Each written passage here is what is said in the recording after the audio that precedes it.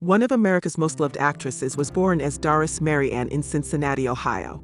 Doris Day, as she was commonly known, was a movie star unique among other movie stars of her era. Her brand of effortless charm and wholesome femininity made her the embodiment of the ideal woman during the late 50s and early 60s. She was smart, career-focused yet domestic, and elegant yet approachable. She didn't just enjoy being a girl, she presented an uncomplicated, nigh-mythical image of womanhood. Born in Cincinnati in 1922 in a large German-American family, as Doris Kappelhoff, Day trained as a dancer as a child but got her start as a recording artist, singing first in local nightclubs and on radio before working with swing orchestras in her mid-20s. While her gregarious mother, Alma, was devoted to her sunny daughter, her father, William, a choir master, was distant and dismissive. By her late teens, she'd chosen her stage name and was working with major band leaders like Les Brown. In 1945, at 23, she released her first smash hit, Sentimental Journey, which became an anthem of wartime America. By the mid-40s, she'd appeared as a singer in several films. In 1948, director Michael Curtiz cast her in his film Romance on the High Seas because he said her freckles made her look like the all-American girl, and her lengthy film career began.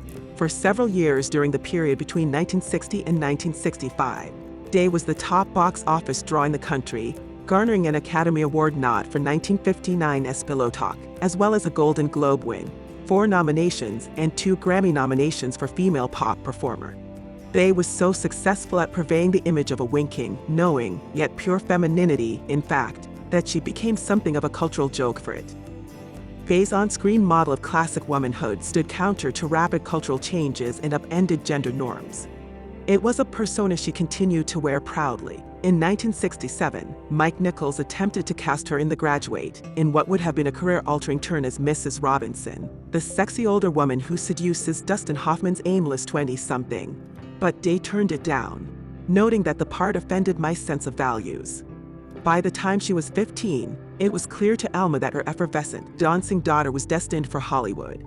But the night before they were set to move to LA, tragedy struck when a car filled with Day and her friends was hit by a train. My finger came to the sharp ends of the shattered bones protruding from my leg. Day recalled of the accident's aftermath. I began talking to myself about my leg. How will I dance? How can I dance? Then I fainted in the gutter. Her dancing career was over. Day turned to singing, and naturally excelled. Fond of highlighting her own tenacity, Day recalled scooting up the stairs on her bottom to her first singing gig at Charlie Yee's Shanghai. Still a teenager, Day was living the grueling touring life, traveling with big bands and falling in love with trombonist Al Jordan, whom she married at the age of 17. In her book, Day revealed how brutal her first husband Jordan was, whom she claims routinely beat her, once holding a gun to her stomach while she was pregnant with their son, Terry. Day planned an escape, returning to Cincinnati only to be stalked by Jordan while she was working at a local radio station. Throughout her own story, a still traumatized Day repeatedly refers to the horror of her first marriage and the damage it caused her psyche. This would be the beginning of a challenging journey of being unlucky with love for Doris Day. 3 following marriages were equally unsuccessful. Her third husband and agent Martin Melcher controlled her finances and left her $500,000 in debt at the time of his death in 1968, the same year her final film, With Six You Get Eggroll, was released. Before his death, Melcher also contracted her without telling her to a 5-year TV series on CBS, The Doris Day Show, and she subsequently wrestled with the network for creative control in order to pay off her debts. After Melcher's death in 1968, it was Terry, now a hip, successful music producer, who had to tell his mother that her husband and his lawyer, Jerome Rosenthal, had left them in massive debt. Doris Day regretted for over-trusting her third husband, Melcher, and ignored so much that she learned of the massive debt after his death. She was eventually awarded $22 million by the courts in a case against a man that Melcher had unwisely let invest her money. She married for the 4th time in 1976, and since her divorce in 1980 has devoted her life to animals. Amid sorting out the mess Melcher left behind, Day was dealt another blow while swimming in her pool in August 1969. Over the radio, she heard that Sharon Tate and 4 others had been brutally murdered at 10,050 CeeLo Drive. With horror, she recognized that address as the former home of her son and Candice Bergen, an actress best known for her role as Shirley Schmidt on the ABC drama Boston Legal.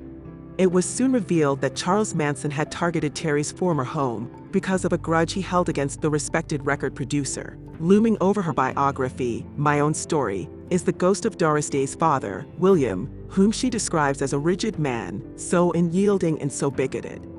As a child, she overheard him having sex with her mother's best friend, an affair which led to her parents' divorce. There were no goodbyes, she recalled of the day he left. My father didn't ask for me, and all I wanted to do was hide in the draperies and watch him. She would not be reunited with him until 1956, during a trip back to Cincinnati to promote the film, Julie. According to Doris Day, she discovered that her racist, conservative father had transformed into a warm, gregarious bar owner, whose patrons were Cincinnati's black residents. On a visit to the bar, she met his fiancée, a black woman named Lavinia. This clearly shows Doris Day forgave her father for abandoning her at a young age. Though she quit the movie business in 1968 and focused on devoting the rest of her life to animal charities, like the Doris Day Animal Foundation. She later received the Presidential Medal of Freedom in 2004 for her work as an actor and activist, and received an honorary Grammy Award in 2008. At 97 years of age, the actress passed away at her home in Carmel Valley, California on May 13, 2019. Today, her run of iconic post-war films continues to influence women's fashion, style, and even lifestyle choices. What do you remember actress Doris Day for? Leave your comment in the comment section. We would be happy to sample your thoughts about her life experiences, and give this video a like. Subscribe to our channel for more of such captivating stories.